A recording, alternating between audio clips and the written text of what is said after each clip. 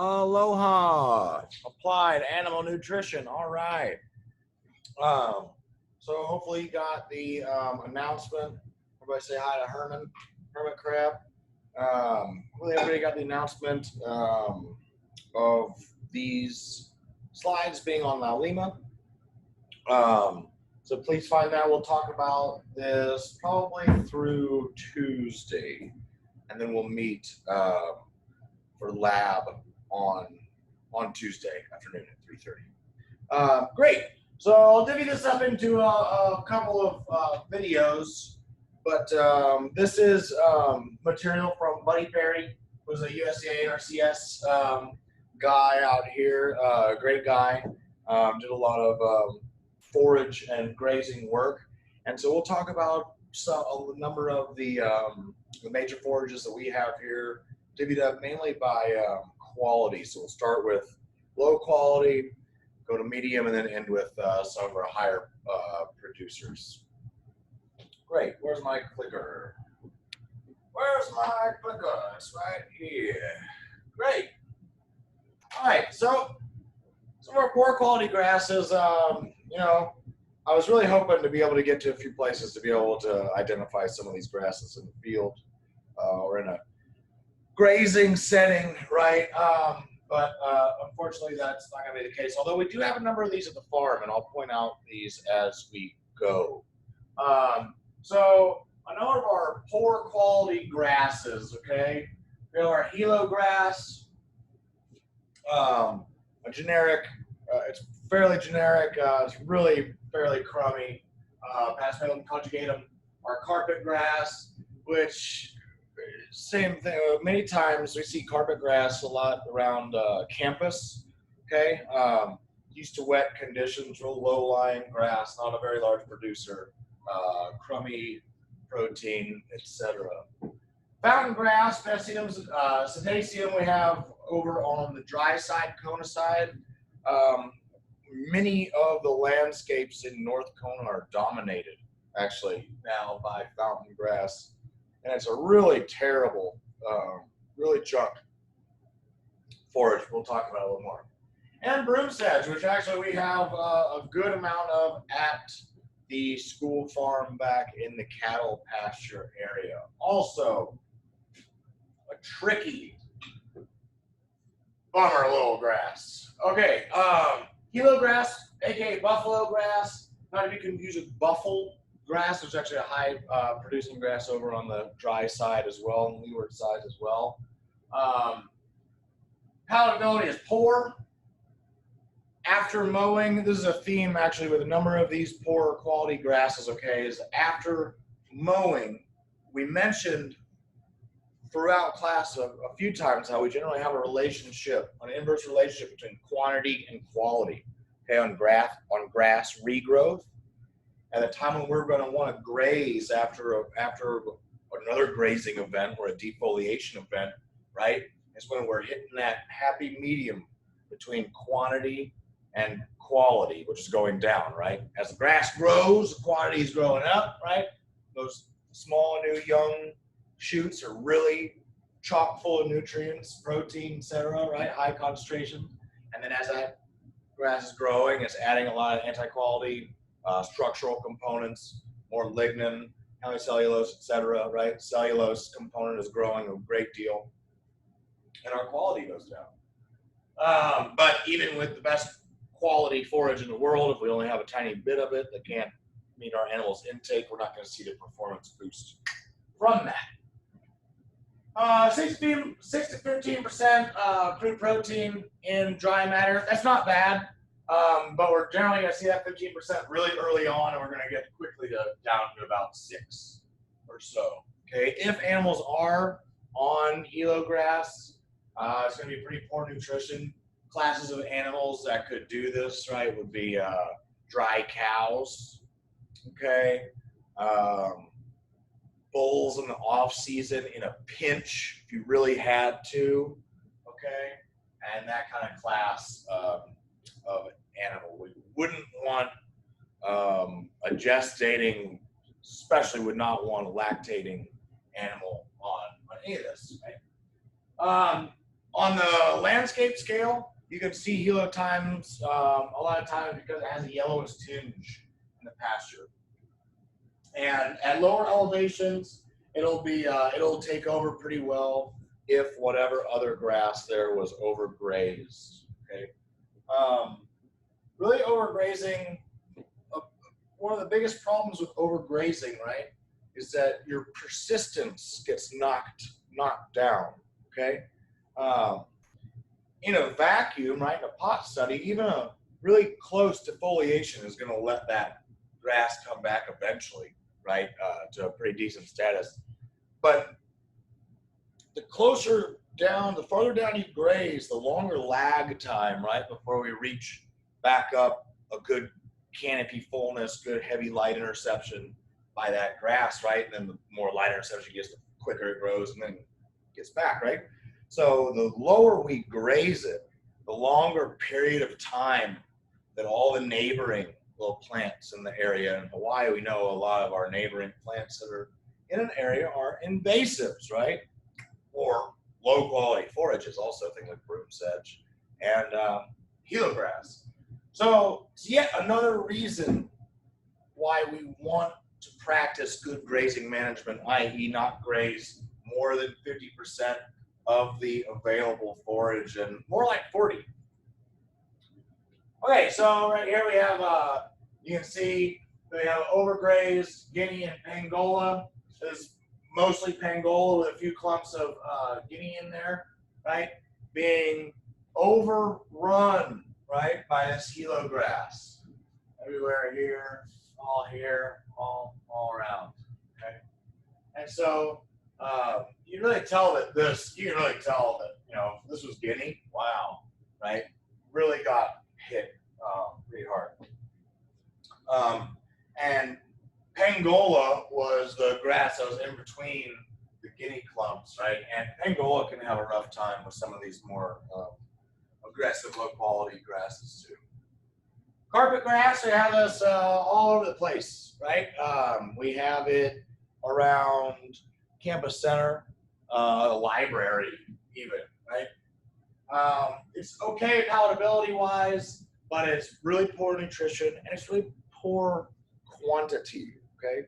Not a whole lot of dry matter getting produced with this. So as you can see, even lower than helo grass, 5 to 10% crude protein.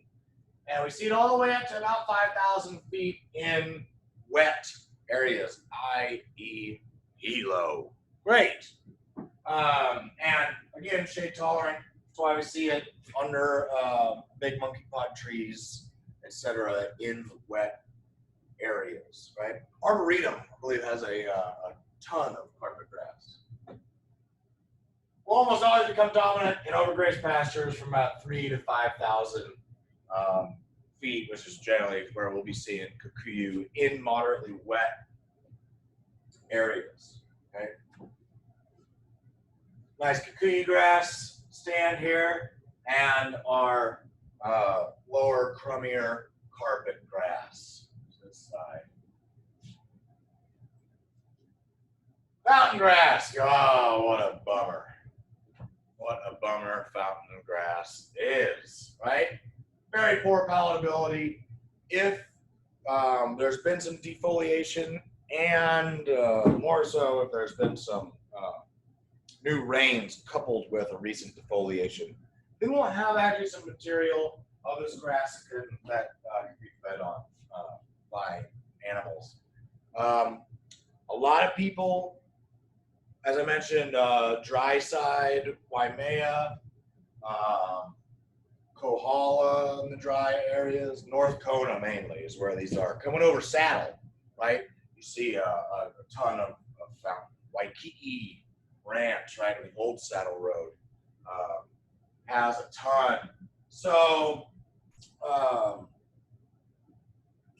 these kinds of areas are almost like, West Texas, okay, where, so say a nice productive pasture in Florida or Hamakua, right, can do, you can do a cow-calf unit on 2 acres, right, per year, okay? So these areas are going to be more like 30, right? 50 acres per annum, okay? So it's not nothing, but it's next to nothing. Very low quality, very low palatability. Yeah, see, most of the time we see fountain grass in the straw stage, okay? So 2% crude protein is almost cardboard, okay? That's if they would eat it anyway. Less than 30 inches of rainfall is where this place likes to be. Again, dry, leeward areas. Almost always come down in overgrazed or drought-stricken pastures. It's kind of a wham, bam. We had really bad droughts. Here was that 08-ish, 09-ish for a while. And actually, right, since these were so drought tolerant, they were able to withstand, right, the drought while all the other competing species went the way of the dodo in those especially dry areas. Okay, so here's fountain after a fresh rain, and with a little bit of old defoliation we can see. So, right, there is green material, okay? But like we looked at, even that green material is 10% crude protein tops, which is pretty crummy. Oh, and our friend Broom Sedge, our very bummer friend that always comes to potluck and never brings nothing. Right? Very poor palatability. You can, similar to some of these other things, if you mow it, you can get the animal to graze some of the fresh shoots. We'll talk about the trick with that here in a second.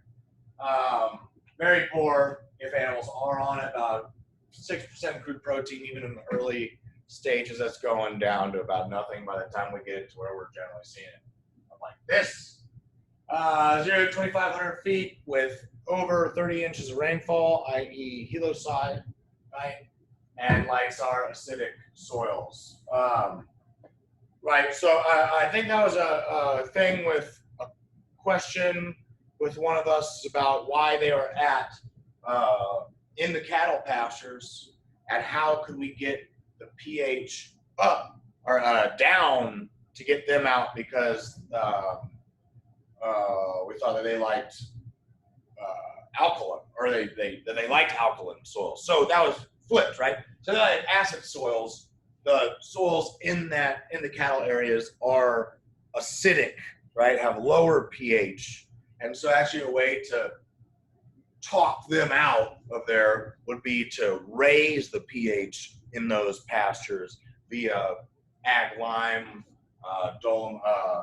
dolomite, etc. All right, intense seed production, add some pioneer species on rock. Also why it's in those cattle pastures, which are essentially rock. Okay, it's really a shame. So really quick, I want to touch on mowing. Okay, mowing or defoliation in general has an effect on grass growth. Okay, so if we think about bunch grasses, for instance, right? Guinea, yeah, let's think about guinea, sure. Or buffalo grass, another nice bunch grass. Cutting a clump of that grass, of most grasses, right, begins a process, begins the plant to want to start seeking survival alternatives, okay? They're reacting to stress, okay? So with cutting, we generally have an increased production of tillers, okay? Plant tillers, okay? Increased tillering of grasses. Tillering is a new growth point, okay? Sometimes it can be out of the main clump. It could also be shooting off a stolon, start a new clump, right? Depending on the grass, new rhizome underneath, stolon's above ground stem, rhizome's an underground stem, right? So that grazing or defoliation, right, can increase the plant's want, right, desire to tiller up and then essentially spread. Okay, so we have to be careful when we're talking about mowing, okay, or heavy grazing in order to get at different plant species, because sometimes if we mow and mow and mow and mow, right, and the plant that we like, the grass that we like, doesn't respond as well to tillering as, say, a broom sedge, etc., right, then we might actually end up in a space where we just encourage the plant we don't want, the weed, right, to essentially grow more and propagate. So we want to be a little careful. And now we'll get into medium quality grasses. Mahalo.